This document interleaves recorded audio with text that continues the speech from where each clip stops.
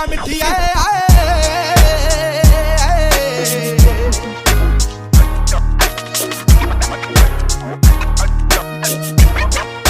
ਉਹ ਲੋਕਾਂ ਦੇ ਆ ਤੁਰਿਆਂ ਤੇ ਪੈੜਾ ਬਣੀਆਂ ਜੱਟ ਵਾਂਗੂ ਤੁਰਿਆਂ ਤੇ ਰਾਹ ਨਹੀਂ ਬਣੇ